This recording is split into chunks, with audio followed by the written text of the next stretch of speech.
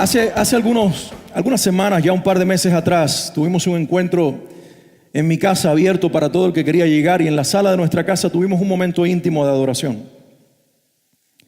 Y allí Dios me hizo compartir una palabra con el grupo que estaba, algunos de ustedes, no eran todos. Y hoy el Señor me trae este mismo sentir. En la semana me puso en el corazón que volviera a hablar de este tema que le robo el título a la Biblia, se llama el Tabernáculo de David. Muy poco común, muy poco conocido este concepto. Bastante nuevo quizás, aunque es muy antiguo de acuerdo a que fue dicho por profetas siglos atrás. Pero yo quiero hablar acerca del tabernáculo de David, o lo que es lo mismo. La palabra tabernáculo significa la tienda de David. En inglés se llama the tent. El lugar donde, así humilde, de piel de animal o de tela, con paredes de madera y también de tela, los hombres que vivían en el desierto, vivían ellos allí, esas eran sus casas, y la presencia de Dios habitaba también en un lugar similar. Pero hoy vamos a hablar acerca de este tabernáculo de David. Saben, por allí dice una frase, y ustedes seguramente la van a completar conmigo. Cuando una pareja se casa, se unen en matrimonio, dice: el que se casa, casa quiere. Esa es una frase que usamos mucho, sobre todo en nuestros países. El que se casa, casa quiere. ¿Y esto de qué habla? Habla de que la nueva familia, el matrimonio, la pareja que se acaba de casar, tiene un sueño, y un sueño de tener un techo propio, aunque sea rentado.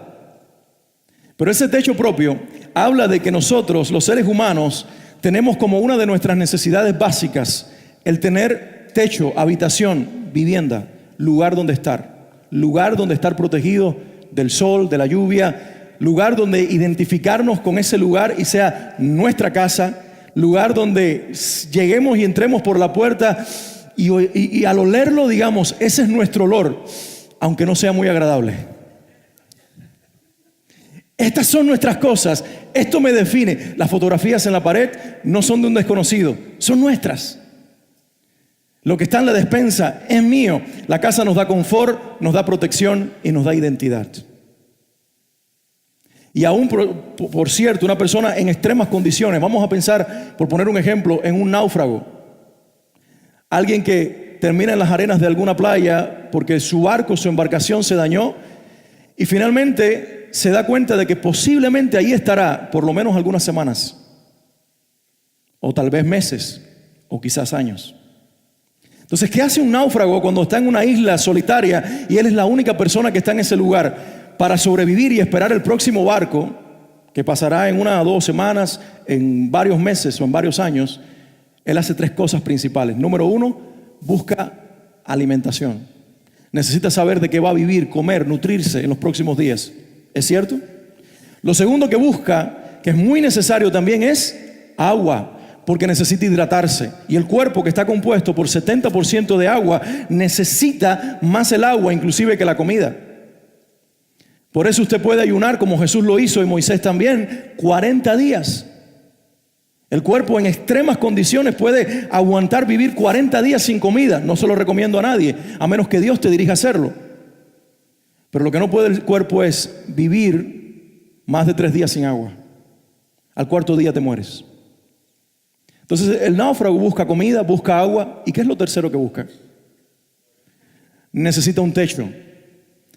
No va a poder tener una casa como la que tenía antes de salir de viaje y quedar ahí náufrago en esa isla, pero va a ser un techo, va a ser algo humilde, va a ser, como se dice en español, quizás para algunos que hablan inglés la palabra no se entienda mucho, pero voy a tratar de explicarla. Eso se llama una choza. Es una casa humilde. Es un techo con unas paredes improvisadas, tal vez de tela, de papel o de hojas de árbol, pero es un lugar donde tú te refugias, donde te proteges y donde te identificas por el resto de tus días mientras están en ese lugar. Así que ya que hablemos de matrimonio o hablemos de náufrago, condiciones extremas, ya que hablemos de momentos de felicidad como lo es el matrimonio, ¿cuántos casados felices hay aquí? Bueno, voy a orar porque Dios les dé felicidad a los casados. Aparte de Daniel, todos los demás hicieron así. Aleluya. ¿Te la mando o te la llevas? Por favor. ¿Cuántos casados felices hay aquí? ¿Y cuántos cansados felices también? El matrimonio es una bendición. Ya sea que estemos hablando del matrimonio, del que casa, el que se casa quiere, o del náufrago en extremas condiciones. En ambas experiencias, lindas, bonitas o desagradables, necesitamos, aparte de comida y agua, necesitamos techo. La Biblia nos dice, y antes de leer la Biblia, lo que hoy que el Señor quiere decirnos, quiero remontarlos a los días en los cuales Dios se reveló a Moisés. Y Dios se reveló una vez, pero no solo una vez, Dios se fue revelando a Moisés muchas veces. Primero un árbol que se quemaba, y de atrás del árbol le habló y le reveló su nombre, y lo envió de vuelta a Egipto para que liberara al pueblo. ¿Recuerdan aquello? Pero después en el desierto, de vez en vez, de cuando en cuando, el Señor le decía: Moisés, sube la montaña. Y en el Sinaí, Moisés y Dios se encontraban, y ahí Dios le iba dando nuevas revelaciones, le da los 10 mandamientos. Pero un día en particular, en uno de esos encuentros, Dios les da un diseño a Moisés. Y en el diseño le dice que cuando baje del monte, le construya, ¿qué cosa? Hazme una tienda, conocida más tarde como la tienda de reunión, o como se llama también en la Biblia, en el Antiguo Testamento, el tabernáculo, ¿de quién? No, de Moisés. Se llama el tabernáculo de Moisés. Gracias porque están siguiendo el hilo y por eso respondieron de acuerdo al título. Pero este tabernáculo inicial se llamó el tabernáculo de Moisés. ¿Porque a quién se lo dio Dios? A Moisés. Entonces Moisés llega y de acuerdo a lo que había hecho, pone las pieles específicas de animal, cubre el techo, hace las barras de madera, las reviste con el oro que Dios le había dicho, y en medio de aquella tienda ponen un velo para hacer una división. Y de este lado de acá le llama el lugar santo, hasta donde podían llegar los sacerdotes. Y del otro lado del velo estaba el arca de Dios, donde el Señor dijo: allí morará mi presencia, y una vez por año el sumo sacerdote entraba a aquel lugar. Y esa era parte del ritual y de la experiencia de Israel. Para el pueblo de Israel, desde los días de Moisés hasta los días de Salomón, ¿dónde Dios habitaba? Dios habitaba en una tienda conocida como la tienda de reunión, o lo que es lo mismo, el tabernáculo ¿de quién? De Moisés. Pero luego Dios levanta el segundo rey de Israel. Y el segundo rey de Israel es un hombre conforme al corazón de Dios. ¿Cómo se llama? ¿O cómo se llamó? David. David es escogido por Dios. Saúl es escogido por el pueblo, y por eso Dios le da un rey conforme al corazón del pueblo. Pero David es un rey escogido por Dios, y Dios le da al pueblo un rey conforme a su corazón. Y David tiene un corazón tan grande para Dios que David no puede ver que él viva en una casa hecha de piedra, hermosa, linda, y que Dios viva en una choza, y que Dios tenga una tienda. Y Dios y David tienen una relación tan preciosa que David viene y le dice a Dios: Dios mío, yo quiero construirte templo. ¿Recuerdan eso? Y le insiste, y Dios le dice: no, David, escuchen esto, lo que Dios le dice a David: no me insistas, por una sencilla razón. Yo no vivo en casas hechas por hombres, porque el cielo es mi trono y la tierra es el lugar donde yo reposo mis pies. Tremenda la respuesta de Dios. Es como convincente, ¿verdad? Yo no vivo donde ustedes viven. No trates de encerrarme en una casa. Pero ponte en el lugar de David. Él no viene de un pueblo que no tiene historia. Él viene de una nación como Israel. Él sabe que Dios le dijo a Moisés que le hiciera casa, que le hiciera una tienda. Pero ahora Dios le dice a David: no me construyas nada. Ponte en el lugar de David. Con todo y que Dios dice a través del profeta: este es el rey conforme a mi corazón. Cuando el rey conforme al corazón le dice: quiero construirte un templo hermosísimo, lujosísimo y monumental, Dios le dice: no, David, yo no habito en una casa que ustedes me construyan. Yo lleno todo. Yo soy el rey del universo. Yo soy inmenso. No trates de encerrarme. Pero David dice: ¿y qué tal Moisés? ¿Por qué tú le diseñaste a Moisés una tienda para habitar y a mí no me dejas construir templo? Pero David como que sigue con ese deseo, se pone viejo, y cuando ya está viejito, Dios lo interrumpe en la escena de su vida y le dice: David, tú no me vas a construir templo porque tú te manchaste en las manos de sangre, pero tu hijo, que tiene por nombre el Pacífico, o el que hace la paz, ese es el nombre de Salomón, él construirá un reino de paz y él me va a construir un templo. Ahora esto se pone peor, porque aunque David se pone feliz porque su hijo le va a hacer un templo, imagínate por un momento que tú le estés pidiendo algo a Dios y Él te diga que no cuando ya se lo pidió a otro que lo hiciera, Moisés. Y que Dios luego te diga que sí, pero que no lo vas a hacer tú, sino el que viene después de ti. Mira, con todo y los privilegios que David gozara y con todo lo lindo que Dios dijo de David, ¿cómo tú te sentirías cuando Dios no te concede el deseo de tu corazón? Que no tiene que ver con tu corazón egoísta, sino que tiene que ver con darle algo a Dios que tú sabes que es para glorificarlo y engrandecerlo a Él. Y Él te dice, a ti no te va a tocar hacerlo. Moisés tiene su tabernáculo, Salomón su templo, y tú te quedas con tu deseo. Es un poco doloroso, ¿verdad? Pero Moisés se muere, David se muere, Salomón se muere. Y miren lo que Dios dice a través de su profeta. Ahora vamos a entrar en la enseñanza. Se levanta el profeta Amós y dice en Amós 9:11, en aquel día, alguien diga conmigo, en aquel día. Dilo una vez más, en aquel día. ¿Cuál día? Sabemos después en la historia que habla de un día futuro para esa generación que tiene que ver con el levantamiento de Cristo sobre la tierra. Y dice el Señor, en aquel día yo levantaré, ¿qué cosa? El tabernáculo caído ¿de quién? Yo voy a levantar el tabernáculo caído de David, cerraré sus portillos, levantaré sus ruinas y lo edificaré como en el tiempo pasado. Perdóname Dios, le dijiste a Moisés que te hiciera tabernáculo, no a David. Le dijiste a Salomón que te hiciera templo, no a David. Pero cuando Dios se levanta en voz a través de un profeta a quien recuerda y de quien habla y a quien le promete restaurar su tabernáculo, es a David, cuando David no tenía tabernáculo. Cuando el que tenía tabernáculo era Moisés y el que construyó templo era Salomón. ¿Será que Dios perdió la memoria? ¿Será que Dios, como dice el profeta, que es un anciano de días, también tiene Alzheimer?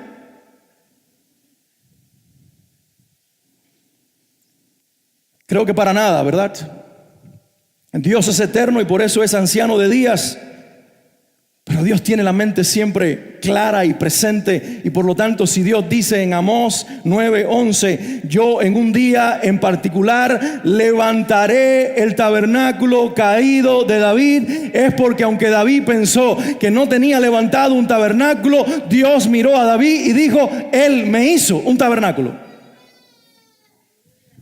Yo sé que ustedes no pueden decir amén porque todavía no entienden ni papa lo que yo estoy diciendo. No es mi intención que lo entiendan hasta el final. Pero síganme la pista, nadie se duerma. Luego el profeta Isaías se levanta y da una profecía y usa la misma expresión y clarifica más lo que este tabernáculo significa. Isaías capítulo 16, versículo 5. Dice el profeta, y se dispondrá el trono en misericordia. Alguien diga conmigo, el trono. Digan fuerte, el trono. ¿Los tronos para qué son? ¿Para que se siente quién? Un rey. Dice, y se dispondrá el trono en misericordia. Así que ¿de quién está hablando el profeta? De un rey, al cual se le está preparando un trono. Dice, y se dispondrá el trono en misericordia, y sobre él se sentará firmemente, ¿dónde? En el tabernáculo de David, quien juzgue y busque el juicio y apresure la justicia. Va a haber un día en el cual un rey tendrá un trono de misericordia, se va a sentar con firmeza, con determinación en él, y desde ese trono va a juzgar, va a buscar el juicio, va a apresurar la justicia, y el trono va a estar nada más y nada menos que en el tabernáculo de Moisés, en el templo de Salomón, sino que dice en el tabernáculo de David. Moisés tenía que ver con un momento en la historia donde Dios quiere darle una identidad al pueblo, y para darle una identidad al pueblo Dios tiene que vivir desde una casa. Porque ¿qué les dije yo que la casa de nosotros significa? Significa protección, significa comodidad y significa identidad. Ahí están mis fotografías, la de mi familia, el olor, las pertenencias nuestras. Es el lugar que cuando yo entro tengo la llave para poder abrir la puerta. Ustedes no, y si intentan entrar los consideraré ladrones, a menos que yo les abra la puerta. Pueden ser o mis invitados o pueden ser los que violenten la entrada, pero solamente nosotros, los que vivimos en la casa, la familia tiene la llave. Ese lugar nos identifica como familia. El arca o el tabernáculo de Moisés no era otra cosa que el lugar que Dios escogió, porque conociendo la mentalidad de la gente que necesita identificarse con un lugar, desde allí establecer, crear y producir la identidad religiosa y espiritual de una nación. Y eso todavía sigue siendo un paradigma. Por eso la gente piensa que una iglesia o un auditorio no existe. Porque nosotros identificamos iglesia con un campanario y una cruz. Y no identificamos iglesia con un grupo de personas que han sido sobrecogidos, investidos y llenos del Espíritu Santo para vivir para Él y vivir en Él para su gloria. Por lo tanto, Dios tiene en la historia que meterse en un arca, en un tabernáculo, en una tienda, para desde allí crear una identidad. ¿Estamos de acuerdo? Y luego, desde un templo fastuoso y monumental, porque así como estaba construyendo un reino poderoso en Salomón, quería decirle a las naciones que el poder de aquel rey, la grandeza de ese reino, estaba en la grandeza de su Dios. Por lo tanto, Salomón no podía tener mejor casa que Dios. Salomón tenía que estar en un gran palacio, porque su Dios vivía en otro gran palacio conocido como un templo. Pero David es otra cosa.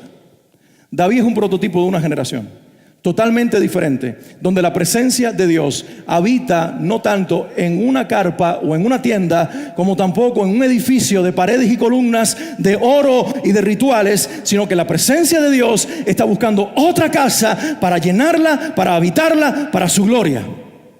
Y no espero que digas amén, porque todavía estás perdido y no sabes de qué estoy hablando. Tenemos que seguir adelante, ¿verdad? Y llegamos al Nuevo Testamento. Y en el Nuevo Testamento se clarifican muchos misterios del Antiguo Testamento. Por eso es el Nuevo Testamento, la revelación más completa de Dios para nosotros, la humanidad. No solamente judíos, sino también los que no somos judíos. Y pasó algo. Se convierte un judío llamado Pablo. ¿Lo identifican? Pablo se convierte. Es un judío celoso de su ley, pero tiene un encuentro con Jesucristo y se sacude de la ley y entiende que Dios lo está llamando a predicarle a los que no son judíos. Y cuando llega a Grecia y cuando llega a los pueblos conquistados por Roma, Él les habla de una sola cosa y una sola persona. ¿De quién les habla? ¿De quién les habla? De Jesús. Él no viene con su ritual judío. Él no le dice a los hombres que tienen que cortarse el prepucio, o lo que es lo mismo, circuncidarse. Si no sabes de lo que estoy hablando, ni me preguntes porque es doloroso. Él no le dice a las mujeres que tienen que necesariamente taparse la cara o ponerse un velo encima. Él no le dice a las mujeres que tienen que cumplir ciertos rituales, o a los hombres que tienen que tener una vasija de agua frente del lugar donde se reúnan para purificarse las manos. Él quita de lado todo el ritual y todo lo que hacen los judíos y solamente enfoca su mensaje en una persona, en un Salvador y en una nueva vida que depende de esa persona, cuyo nombre es Jesucristo. Y se enteran los judíos cristianos y se escandalizan, porque entonces vienen y les dicen que Pablo les dijo que solamente tienen que creer en Cristo. Tienen que circuncidarse, guardar el sábado, cumplir la ley. Y si no lo hacen, están mal. Y viene un fenómeno, un conflicto interno entre los judíos que quieren guardar la ley y Pablo y Bernabé, que predican solamente la gracia en Jesucristo, que tienen que ir a Jerusalén.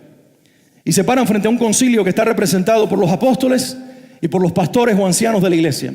Y ahí están, entre esa delegación de personas que se reúne para escuchar a Pablo y a sus acusadores, están Jacobo. ¿Alguien diga conmigo Jacobo? Está Juan y está Pedro. A Pedro y a Juan lo conocemos, pero este Jacobo es nuevo, no es el de los discípulos. Este es el hermano de Jesús que se convierte, y se convierte nada más y nada menos que en uno de los líderes de la iglesia. Es el Santiago que escribió la carta en la Biblia que nosotros leemos. Y ahí están ellos. Y le dan oportunidad a Pablo para que se levante a hablar. Y cuando Pablo empieza a hablar, los otros judíos empiezan a alterarse. Y Pedro interrumpe y dice: un momentito, déjenme explicar qué es lo que está haciendo Pablo, porque yo lo viví de primera mano. Yo estaba en tal lugar, en casa de un hombre llamado Simón. Tuve una visión del cielo. Me mostró animales que nosotros los judíos no podemos comer. Me dijo: mata y come. Y cuando le dije: no, Señor, la ley me lo prohíbe, Dios me dijo: llamarás tú inmundo lo que yo santifico. ¿Recuerdan la visión?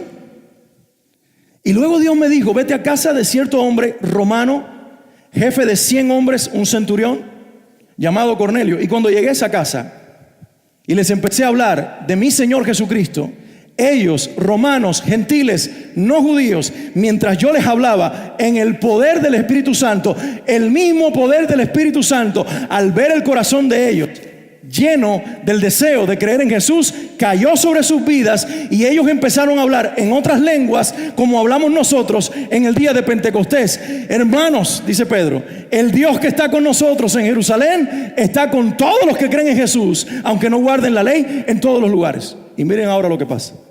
Santiago, el hermano del Señor, dice, ya entiendo lo que pasa.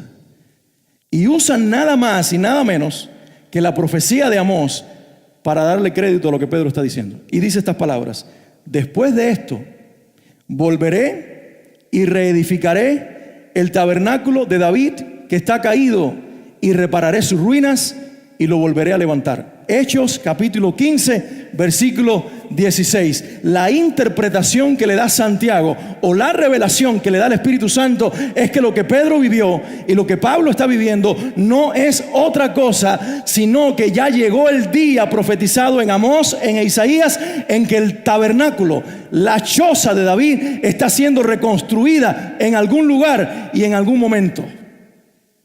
¿De qué está hablando esto? Tabernáculo de David. David le pidió a Dios construir casa y Dios no le dejó construir casa, porque quizás quería que David se diera cuenta que ya David le había construido una casa a Dios en un lugar donde no tenía que poner piedras, oro ni riquezas. El tabernáculo de David lo había fabricado nada más y nada menos que en su propio corazón.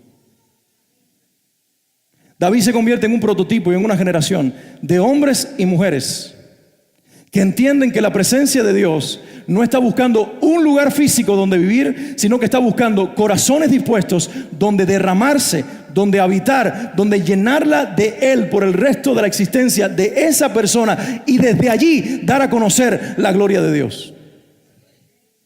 Por eso, yo quiero dejarles a ustedes en esta mañana 4 cosas que significan 4 columnas que David construyó con su vida y con su ejemplo, que son 4 columnas de ese tabernáculo que no fue de tela, ni de pieles de animales, ni de piedras como el templo, ni de oro como la riqueza de Salomón, sino que fueron actitudes que David desarrolló y que el Señor nos dice hoy. Préstame atención, porque este es el mensaje para ti. Estoy levantando una iglesia que entienda que esta es la hora en la cual quiero restaurar el tabernáculo, la tienda, la choza de David, no en telas ni en piedras, sino en tu corazón, cuando le des lugar a mi Espíritu Santo que se manifieste dentro de ti. Dios quiere romper los moldes, las estructuras y los conceptos humanos para, desde lo flexible del corazón humano y la riqueza de una vida y la particularidad de cada ser humano, derramar en él y en ella su presencia para, por medio de nosotros, iglesia preciosa, decirle al mundo: he aquí el lugar donde Dios habita y en el que Él prefiere estar. El templo de Salomón lo dejó destruir. El templo de Salomón sustituyó a la tienda de reunión de Moisés, pero el tabernáculo de David, el Señor lo ha estado levantando generación tras generación en cada uno que le ha dicho a Cristo: te abrazo y te invito que con tu Espíritu Santo vengas a vivir dentro de mí. Es decir, que en esta mañana y en este lugar, en cada uno que entendió esto e invitó a Jesús a venir al corazón, el Señor ha estado restaurando la tienda, el tabernáculo, o lo que es lo mismo, como dice la versión internacional, la choza donde habite su presencia. ¿Y por qué la choza si Dios es excelente y todo lo que demanda es excelencia? Pablo lo pone en otras palabras y él dice esto: nosotros somos vasijas de barro que contenemos un tesoro muy grande. Le dice a los corintios: nosotros somos vasijas agrietadas, propensas a rompernos, a veces rígidas, que no permitimos que el alfarero nos dé el molde que quiere. Pero estas vasijas, no muy llamativas como la porcelana y como otros materiales ricos y visibles y llamativos, nosotros somos vasijitas de barro, fáciles de romper, rígidas y poco llamativas, pero resulta que en esta vida, como una vasija de barro, Dios ha puesto el tesoro más grande que el ser humano pueda contener, que es su preciosa presencia, el Espíritu Santo. Cuando tú entiendes esto, tú no puedes vivir la vida cristiana de forma apática. Porque los que tienen mentalidad del tabernáculo de Moisés o del templo de Salomón, ellos van a un lugar para ver si Dios se encuentra con ellos. Los que son parte de la generación del tabernáculo de David, ellos son portadores de la presencia. Por lo tanto, tú sabes que no te puedes esconder de Dios, porque a donde tú vayas, ¿quién va contigo? Y donde tú estés, ¿quién está? Por lo tanto, toda situación que se presente delante de ti y la respuesta que le deja a esa situación, la estás viviendo junto con ¿quién? Por lo tanto, cuando nos vayamos de este lugar, Dios no se queda aquí. I'm sorry, Macmillan. Pero nosotros nos llevamos la presencia.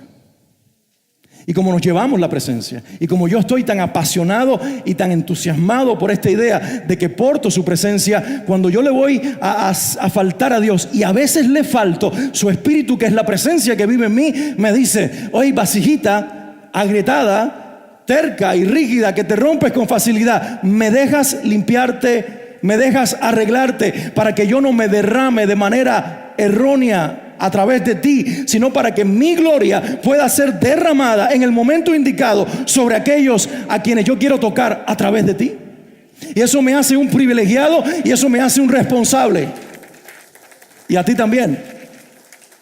No hay mayor privilegio sobre la tierra que portar la presencia de Dios, y no hay mayor responsabilidad sobre la tierra que portar la presencia de Dios. Por eso es que los que entendemos esta verdad estamos apasionados por Él. 4 cosas que quiero señalar y con ellas cerrar en esta semana. Número 1, David lo primero que levantó en el corazón, en su vida, en su tabernáculo, dentro de él, fue una alabanza apasionada. Alguien diga conmigo: alabanza apasionada. Cuando hablamos de pasión, hablamos de algo que, aunque querramos ocultarlo, se nota. Por ahí han visto un comercial en la televisión, los que ven sobre todo, bueno, aquí todos somos hispanos, todo el mundo ve televisión hispana.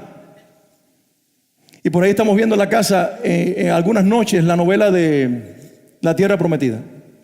Así que ustedes saben que te interrumpen en la televisión, cada cierto tiempo te meten un comercial. Y hay uno del detergente Tide, de una mujer que dice: mi hijo es como su papá. No sé si lo han visto. Y ponen al padre y al niño viendo el fútbol, ¡gol! Y se embarran todo de salsa. Y entonces ella al final dice: pero con Tide no hay sufrimiento, algo así. Yo no soy bueno para, si le pregunto a mis hijos, ellos me lo dicen de principio a fin. Pero lo que me enseña ese comercial, que es una propaganda de Tide, lo que te engancha del comercial no es lo que está vendiendo, sino la actitud de la persona. ¿Y sabe qué es lo que llama la atención? Un papá y un hijo frente a un televisor, apasionados por el fútbol. Y cuando alguien tiene pasión por el fútbol, ¿cómo reacciona? Gol. ¿Así? Cuando tu cantante favorito está en un concierto y te regalaron un boleto y estás sentado casi a unos pasos de él, y ahí está Chayanne. Ahí tú no piensas que le vas a pisar el pie al que está al lado, que le molesta tu escándalo al que está del otro lado. Ahí tú dices: esta es una experiencia única en la vida. Chayanne, Chayanne. Y te vuelves loca. Y no digo loco porque no es aceptable para los hombres que digan Chayanne, Chayanne. Lo que sí es aceptable para hombres y mujeres es que digamos Cristo, Cristo. Y con pasión le demos alabanza apasionada, no al que le metió gol a Argentina o viceversa. No al que ganó la copa, no al que se llevó el título, no al cantante en la plataforma, sino a mi rey en el trono, que es más grande que cualquier hombre sobre la tierra.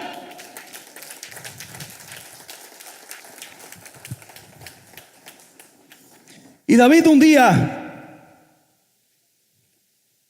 tiene que regresar el arca de Dios al pueblo Pasó que en un momento determinado él interrumpe el traslado del arca hacia la ciudad de David, porque pasó algo que él no esperaba. David no tomó las precauciones, no leyó lo que había dado Dios como indicación de cómo mover el arca. Y el arca era una caja donde arriba había 2 serafines, que son 2 ángeles que significan seres de luz o encendidos, grabados en oro encima de la tapa de aquella caja. Y adentro estaban los 10 mandamientos que Dios le dio a Moisés, la vara de Aarón. Y Dios había dicho: pongan dentro de esa, o en los extremos de esa arca, de esa caja, 4 aros de oro. Por ahí van a pasar unas varas de madera también cubiertas en oro. Y la manera de transportarlo son 4 hombres, 4 levitas, que carguen la caja y la lleven. Pero David no tomó la precaución y la subieron sus hombres en un carro tirado por animales. ¿Recuerdan? No sé si han leído la historia. Cuando el carro viene tirado por animales y el arca viene arriba, no venía por Palmetto ni por el Dolphin Expressway, venía por caminos de piedra.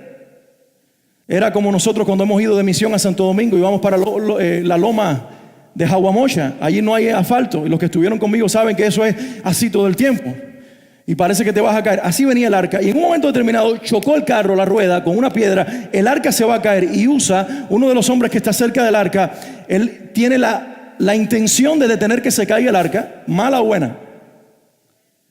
Porque he escuchado a mucha gente decir: fue desde la altanería de su corazón que él estiró la mano y la tocó. Y por eso dice la Biblia que cuando él tocó aquella arca, ¿qué le pasó a Usa? Se murió. Se murió instantáneamente. No fue porque fue altanero, fue porque fue humano. Entonces le pagó en la consecuencia de que el rey y los demás no habían tomado la precaución de leer lo que la Biblia decía y traer el arca cargada por hombres, sostenidas por varas. Así que David entra en un trauma, le duele la muerte de este hombre y dejó que el arca se quedara en la casa de un hombre. Pero después David empezó a escuchar que la casa de Obed había sido prosperada y que Dios estaba allí y que había prosperado la casa de este hombre. Y David dijo: no podemos dejar el arca demasiado a ese hombre. Vamos a traerla de regreso a la ciudad para que no él y su casa, Obed Edom, que ni tan siquiera era judío, sino que nosotros, el pueblo de Dios, seamos bendecidos, porque donde está su presencia también hay bendición. Y recuerden, aquellos días la presencia estaba ¿dónde? En el arca. Entonces vuelven a traerla, esta vez sí la toman con las varas, la vienen trayendo, y cuando David ve que el arca está entrando, dice la Biblia que David sale a la calle con una ropita casi transparente de lino fino, que abajo se le veía los jeans, los calzoncillos de lino también. Yo no sugiero que vengas así el próximo domingo. Eso no es permitido. No sé lo que el Espíritu Santo te diga, pero ya de paso te estoy diciendo que no lo hagas. Lo que rescatamos aquí no es la ropa que traía David. Lo que rescatamos es lo que David hizo. David en esas condiciones empieza a danzar delante del arca y viene danzando desde la entrada hasta llegando a su palacio. ¿Y qué manera estaría danzando David y alabando a Dios? Era pura danza, que desde el balcón lo ve su mujer Mical, la hija de Saúl el rey, y dice: ¡qué locura! ¿A quién se le ocurre hacer esas cosas? ¡Qué escándalo! Que ahora todo el mundo sepa que este es el marido que yo me gané. Y Dios le dijo: Mical, serás estéril a partir de hoy, no tendrás hijos, porque censuraste el corazón de un hombre que me adoró a mí de corazón. Qué terrible es cuando nosotros, desde nuestra perspectiva humana, juzgamos lo que alguien le está dando a Dios de todo corazón. David representa una generación que no piensa en lo que los demás piensan, que está tan enfocada en Dios, que le da a Dios la adoración apasionada, aunque no sea entendida por el resto. Oro a Dios que se levante una generación en esta iglesia, aún mayor que la que ya está, de gente, muchas más personas, muchos más de ustedes, que se apasionen tanto por Cristo, mis hermanos, que cuando lleguemos aquí el domingo a las reuniones que tengamos, seamos tan expresivos en mostrarle alabanza, no porque somos escandalosos, ni tan siquiera porque nos gusta llamar la atención, porque la mayoría de los que lo hacen no son gente que les guste llamar la atención, sino porque estamos tan enamorados de nuestro Cristo que no nos importan las críticas humanas. Queremos que su presencia reciba la gloria que Él merece cuando Él entra a un lugar.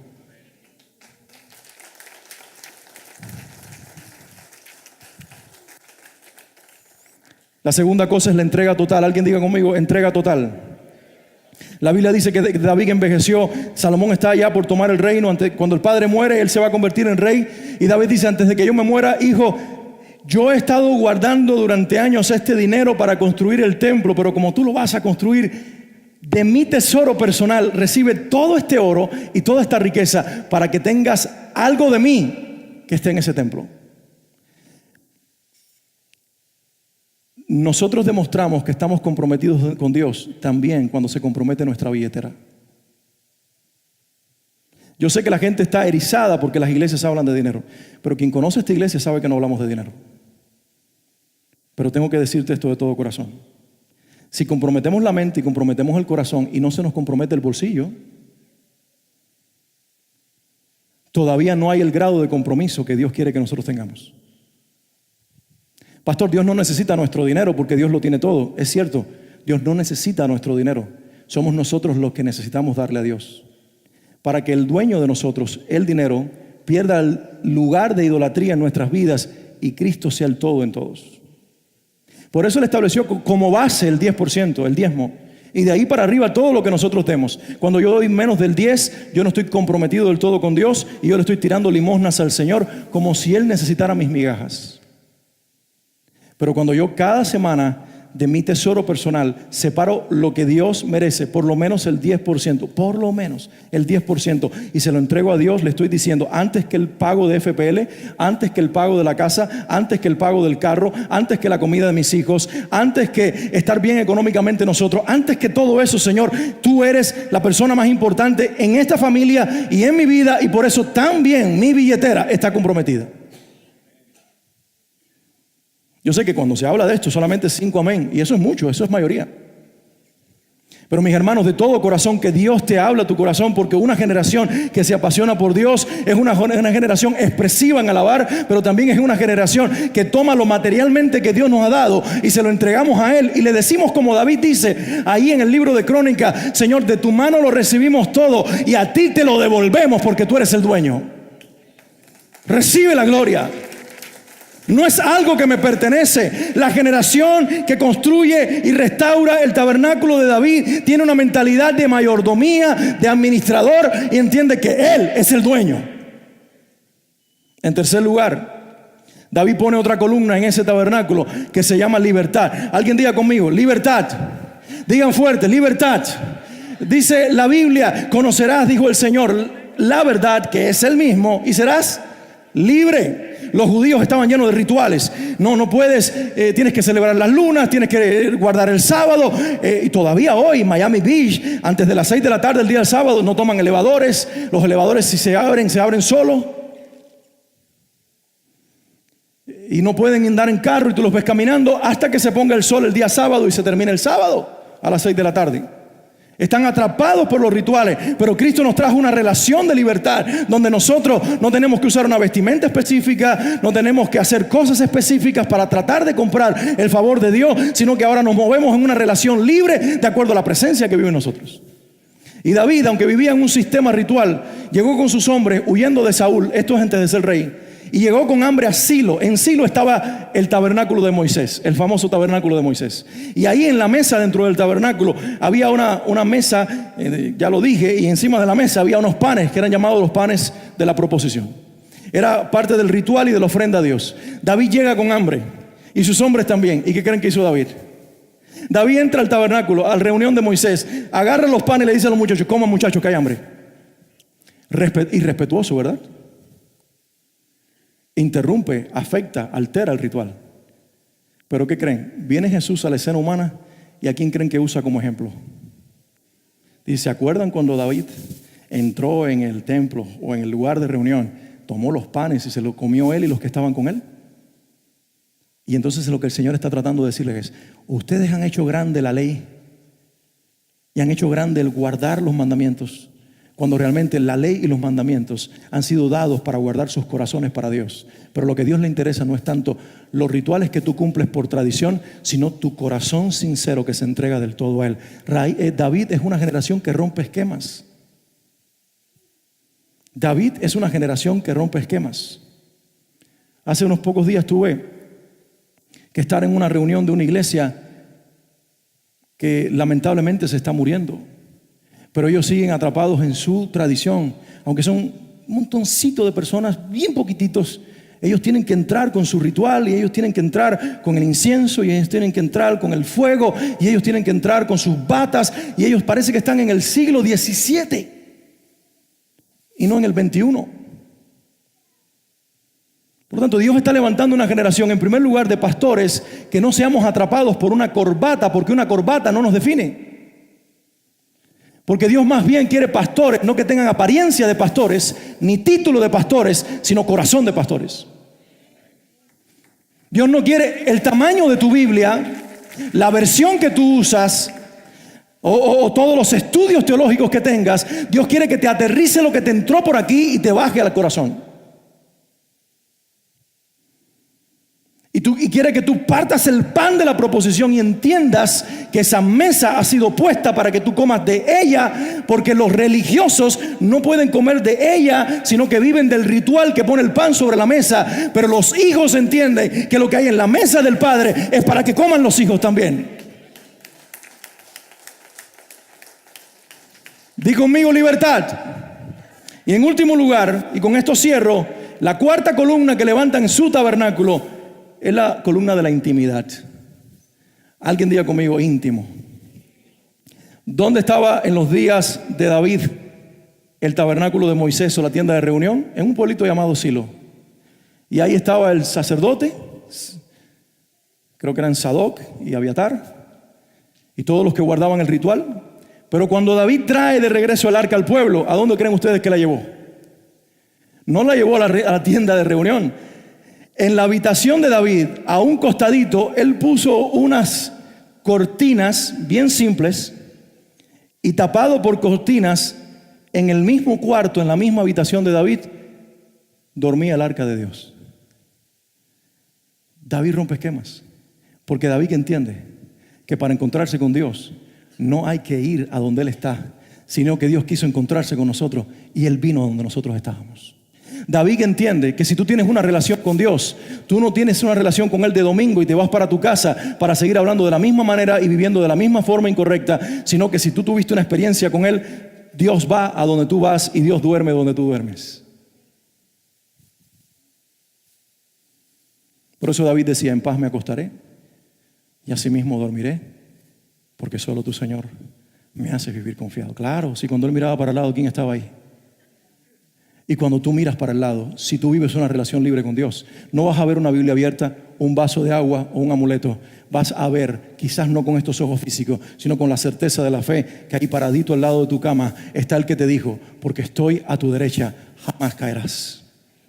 Él quiere tener una relación contigo íntima de 24/7, que se exprese el domingo en una alabanza genuina, que se exprese todos los días en la entrega que le demos monetaria, financiera, de tiempo, de oportunidades, de talentos, de dones, que se exprese en la libertad de nuestra relación con Él, pero que también sea íntima y personal.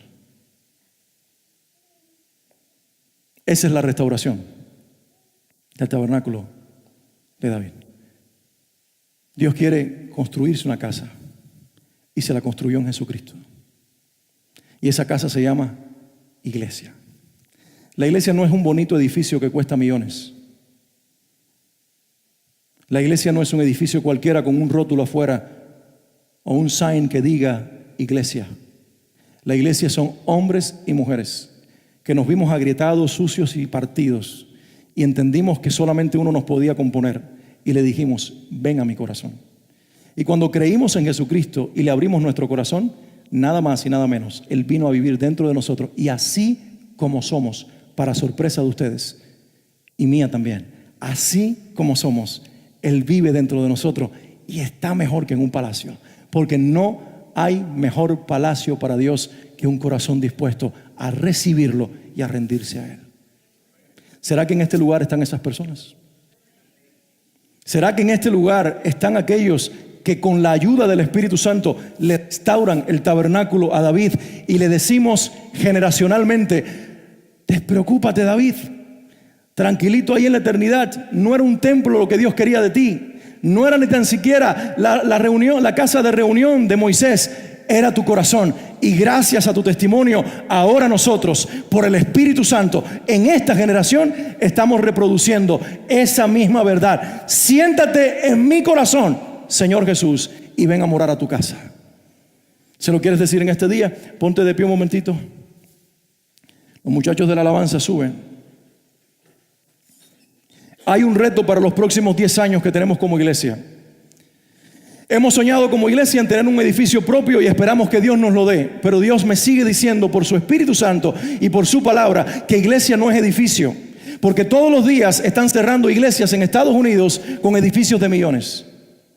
Lo cual quiere decir que un edificio no le da identidad ni efectividad a una iglesia.